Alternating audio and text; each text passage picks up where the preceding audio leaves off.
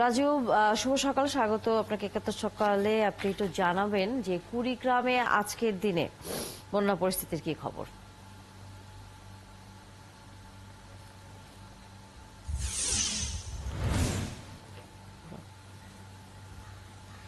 ধন্যবাদ তানিয়া, আপনাকে শুভ সকাল। আসলে কুড়িগ্রামের যে বন্যার পরিস্থিতি আরো অবনতি হয়েছে। কুড়িগ্রামের ধরলা নদীর পানি বিপদসীমার 28 সেন্টিমিটার উপর দিয়ে প্রবাহিত হচ্ছে। ব্রহ্মপুত্র নদের পানি বিপদসীমার 53 সেন্টিমিটার এবং নুনখাওয়া পয়েন্টে 67 সেন্টিমিটার উপর দিয়ে প্রবাহিত হয়েছে। দুধকুমার নদীরও পানি বেড়েছে, 50 সেন্টিমিটার উপর দিয়ে প্রবাহিত হচ্ছে। আপনি জানেন যে আসলে কুড়িগ্রাম এমন একটি জেলা যেটা হচ্ছে যে পাহাড়ি ঢলের অববাহিকায় একটি জেলা। এই জেলায় উজান থেকে যে পানি আসছে, সময় যত যাচ্ছে পানি তত বাড়ছে। এখানে রয়েছে 405টি চর দ্বীপচর এবং এখানে এই চর দ্বীপচরে প্রায় 6 থেকে 7 লক্ষ মানুষ বাস করে। এখানে 43টি ইউনিয়ন এখানে বন্যা কবলিত হয়েছে। এর মধ্যে 200 গ্রাম পানিতে তলিয়ে রয়েছে। এই সব মানুষ চরম দুর্ভোগে পড়েছে। আমি কুড়িগ্রামের ধরলাপাড়ের বিভিন্ন চর, যাত্রাপুর, পাঁচগাছি, নওদাবস সহ বিভিন্ন এলাকায় ঘুরে বেরিয়েছি। যে মানুষের যে কি অবর্ণনীয় কষ্ট, এই কষ্ট না দেখলে আসলে বিশ্বাস করা যাবে না। আজকে টানা 6 দিন থেকে মানুষজন তাদের ঘরবাড়ি ছেড়ে বিভিন্ন রাস্তায়, বাঁধে এবং খোলা জায়গায়, জমিতে আশ্রয় নিয়ে রাত কাটাচ্ছে এবং অনেক মানুষ তাদের ঘরের মাচানের মতো রাত কাটাচ্ছে। সেখানেই তারা খাচ্ছে এবং থাকছে। এইসব মানুষরা বলছে যে আসলে তারা 24 ঘন্টায় একবার খাচ্ছে। তাদের ঘরে কারো কারো খাবার থাকলেও তারা মনে করছে যে এইসব খাবার আসলে রান্না করার মতো কোনো জায়গা নেই, শুকনো খাবার তারা খাচ্ছে। আমি যে বিভিন্ন এলাকায় ঘুরে আমার কাছে মনে হয়েছে আসলে সরকারি যে ত্রাণ পাওয়ার কথা, তুলনামূলকভাবে অনেক কম ত্রাণ পাচ্ছে ওইসব মানুষরা। আমার কাছে মনে হয়েছে যে 70% মানুষ এখনো ত্রাণ পায়নি। এখন জন্ম সনদ দিয়ে খোলো বিকাশ স্টুডেন্ট অ্যাকাউন্ট, নিজের বিকাশ নিজে কর। এবং হাহাকার চলছে। এই যে টানা 6 দিন থেকে পানিতে থাকতে থাকতে মানুষের বিভিন্ন রোগও আক্রান্ত হচ্ছে। মানুষের জ্বর, সর্দি, কাশি, ডায়রিয়া সহ বিভিন্ন রোগে আক্রান্ত হয়েছে। এবং জেলা সিভিল সার্জন আমাকে বলেছেন তিনি 20,000 পানি বিশুদ্ধকরণ ট্যাবলেট এবং স্যালাইন তিনি বিভিন্ন দুর্গম এলাকায় ইতিমধ্যে পাঠিয়েছেন। এবং আমি কালকে দেখেছি যে কিছু মানুষ এইসব জরুরি স্বাস্থ্য চিকিৎসার ঔষধপত্র তারা দিচ্ছে। সবচেয়ে যেটা জরুরি হয়ে পড়েছে সেটা হচ্ছে যে মানুষের খাদ্যের যে সংকটটা। কারণ এইসব বন্যা কবলিত এলাকার মানুষ পুরোপুরি শ্রমের উপর নির্ভরশীল। তারা এই শ্রম ছাড়া তাদের আর কাজের কোনো সংস্থা নাই।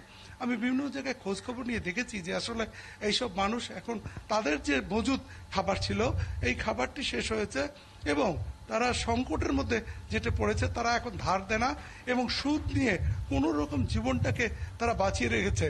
আরেকটি জিনিস বলে রাখি, এইসব মানুষের সবচেয়ে প্রিয় জিনিস হচ্ছে তাদের গবাদি পশুগুলো এবং গবাদি পশু গরু ছাগল চরম কষ্টে পড়েছে। কারণ যে চরণভূমিগুলো ছিল এগুলো এখন পানির নিচে তলিয়ে রয়েছে।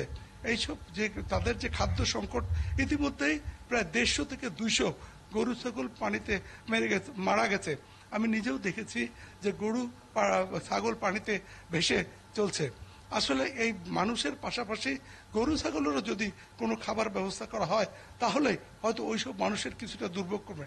আমাকে এলাকার মানুষরা বলছে যে আসলে এই বন্যা যে আরো কতদিন স্থায়ী হবে এবং তারা আসলে ত্রাণ পাবে কিনা সেটা আসলে এখন একটি ভাবার বিষয় হয়ে দাঁড়িয়েছে।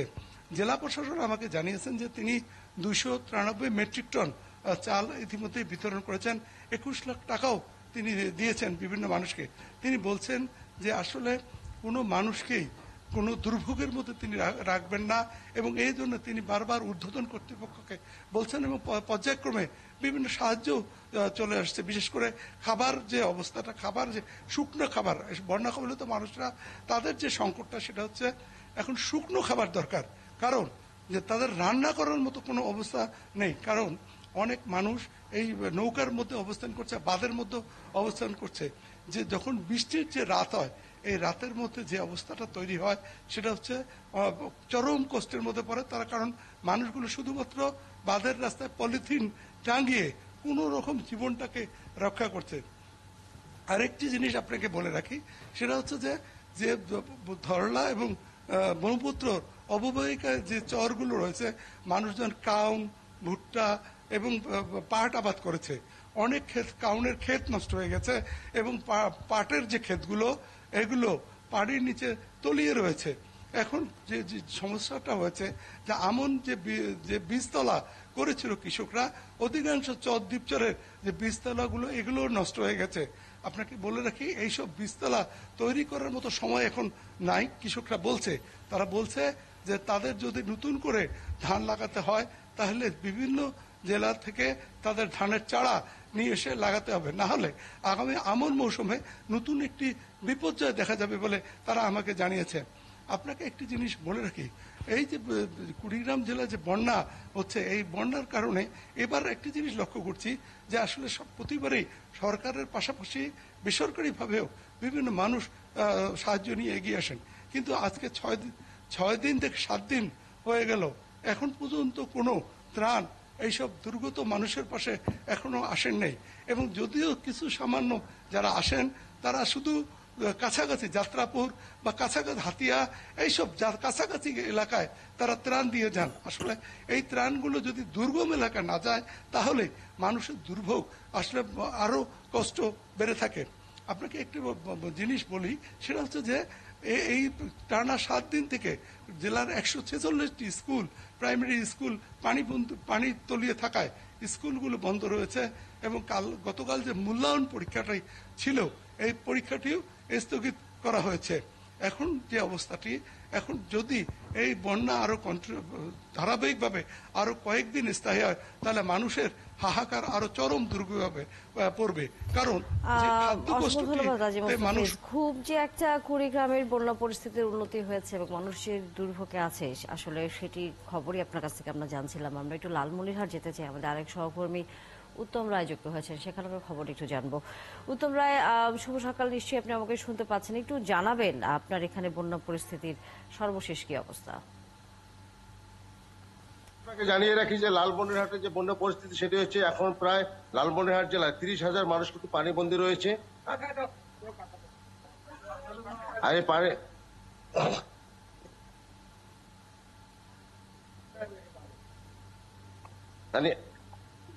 আপনাকে জানিয়ে রাখি যে লালমনিরহাট জেলায় কিন্তু এখন পর্যন্ত 13টি ইউনিয়নের 18টি গ্রামে কিন্তু প্রায় 30,000 মানুষ কিন্তু পানিবন্দী রয়েছেন। এখন পর্যন্ত গতকাল দুপুর থেকে এই পর্যন্ত তিস্তার পানি কিন্তু অপরিবর্তিত রয়েছে। এখানে ঠিক যদি আমার পিছনে দেখায় যে এখানে কিন্তু লোকালয়ে লোকজন পানিবন্দী অবস্থায় আছে। তবে এই নদী পাড়ের মানুষজনের যে দাবি সেটি হচ্ছে যে এখন পর্যন্ত সরকারের পক্ষ থেকে কোনো প্রকার ত্রাণ সামগ্রী পায়নি তারা। গোখাদ্য, পশুখাদ্য, সুপেয় পানি এবং যে অন্যান্য যে সুবিধাগুলো সেগুলো কিন্তু যেগুলো পাওয়ার কথা মানব জীবনের জন্য সেটি থেকে কিন্তু তারা বঞ্চিত আছেন এই পানির কারণে। এটি কিন্তু তৃতীয় দফায় বন্যার পানি বৃদ্ধি পেয়েছে, যদিও বা আজকে ভোর রাত থেকে কিন্তু এখন পর্যন্ত কোনো প্রকার বৃষ্টিপাত হয়নি এই লালমনিরহাট জেলায়। এছাড়াও তবে তিস্তার পানি এবং ধরলার পানি যে বৃদ্ধি পাওয়ায় যে এবারে যে তৃতীয় দফায় যে পানি বৃদ্ধি পাওয়ার সঙ্গে সঙ্গে যে বৃষ্টিপাত এবং বন্যা দেখা দিয়েছে সেটি কিন্তু আসলে অসহনীয় পর্যায়ে রয়েছে। গতকাল থেকে এ পর্যন্ত ঠিক আমার পিছনে যদি আপনি দেখেন ক্যামেরার সামনে যে এখানকার মানুষজন পানিবন্দী রয়েছে প্রায় 30,000। তবে এখানকার মানুষজনরা যে অভিযোগটি উঠাচ্ছেন সেটি হচ্ছে যে জনপ্রতিনিধিদের কোনো প্রকারে সাহায্য সহযোগিতা তারা কিন্তু পাচ্ছেন না। ঠিক আছে, এদিকে যে বানভাসীদের পাশে যদি এই মানুষজন বা জনপ্রতিনিধিরা যাদের থাকবার কথা তারা কিন্তু না থাকায় এখানকার মানুষরা বিপাকে পড়েছেন এবং শিশু খাদ্য, গোখাদ্য, বিশেষ করে যে শিশুদের খাবার এবং সাপের ভয় তারা কিন্তু দিনাতিপাত করতেছেন। এদিকে যে প্রথম, দ্বিতীয়, তৃতীয় দফায় বানভাসীদের জন্য যে পরিমাণ বরাদ্দটি এসেছে এটি কিন্তু অপ্রতুল, এমনটি জানিয়েছেন দাউয়াবাড়ি ইউনিয়নের যে চেয়ারম্যান অ্যাডভোকেট মশিউর রহমান। তার ইউনিয়নে প্রায় 2,000 মানুষ পানিবন্দী, খুনিয়াগাছি 1,000 মানুষ পানিবন্দী, রাজপুরে প্রায় 1,500 মানুষ পরিবার কিন্তু পানিবন্দী রয়েছে। এদিকে সিন্ধুনা রয়েছে পাটগ্রাম উপজেলা, হাতিপান্তা, কালীগঞ্জ, আদিতমারি এবং লালমনিরহাট সদরের ধরলা সহ যে 13টি ইউনিয়নের যে চরাঞ্চল বা নিম্নাঞ্চল যেটি সেটি কিন্তু আসলে এখনো পানির নিচে। লোকালয়ে যে পানি ঢোকার পরে কিন্তু তারা 24 ঘন্টা যাবৎ কিন্তু 18 ঘন্টা এ পর্যন্ত সেটি কিন্তু পানির নিচে তলে আছে। তাদের পুরাতন ক্ষত শুকাতে না শুকাতে এখন পর্যন্ত তৃতীয় দফায় পানি এই তিস্তা নদী খনন, তাদের তিস্তা পাড়ের মানুষ এবং ধরলা পাড়ের মানুষজনের দাবি যে তিস্তা নদী খনন যদি না করা হয়, শাসন যদি না করা হয়, তাহলে কিন্তু এই তিস্তা পাড়ের ঠিক জন্মলগ্ন থেকে যেমনটি তাদের দৈন্যদশা পড়তে হচ্ছে, তাদের আবাদি জায়গা জমি বসত বাড়ি ভিটামাটি কিন্তু নদীগর্ভে বিলীন হচ্ছে প্রতি বছরে। সরকারের পক্ষ থেকে তেমন কোনো উদ্যোগ নেওয়া হয়নি। তবে প্রতিশ্রুতি আর আশ্বাস এই মানুষের ভাগ্যে, তিস্তা নদী পাড়ের মানুষের ভাগ্যে যেন কাল হয়ে দাঁড়িয়েছে। তবে তিস্তা খনন যে কতদূর কবে নাগাদ যে ভারত, চীন এবং বাংলাদেশের মধ্যে যে সমঝোতা হবে, এটি কিন্তু প্রশ্ন রয়ে যায়। তো এখন এখানকার মানুষজন যে দাবিটি জানান যে যদি আমরা রিলিফ চাই না, রিলিফ চাই না, চাই নদী খনন, নদী শাসন, যাতে তিস্তা এবং ধরলা সহ অন্যান্য যে নদ নদীগুলো আছে সেগুলো যাতে ভেঙে না যায়। এ ব্যাপারে জেলা প্রশাসকের সঙ্গে একাধিকবার কথা বলার চেষ্টা করা হলেও তিনি তার ব্যস্ততা দেখিয়ে কিন্তু এখন পর্যন্ত যে কি পরিমাণ বরাদ্দ এটি কোনো হদিশ পাওয়া যায়নি। স্থানীয় চেয়ারম্যান মেম্বারদের সঙ্গে যোগাযোগ করার চেষ্টা করা হলেও তারা কিন্তু পাশ থেকেই চলে যায়। এছাড়াও যে মানুষের যে চাহিদা, বিশেষ করে শিশু খাদ্য, তাদের সংকট, পানির সংকট দেখা দিয়েছে, তাদের সংকট দেখা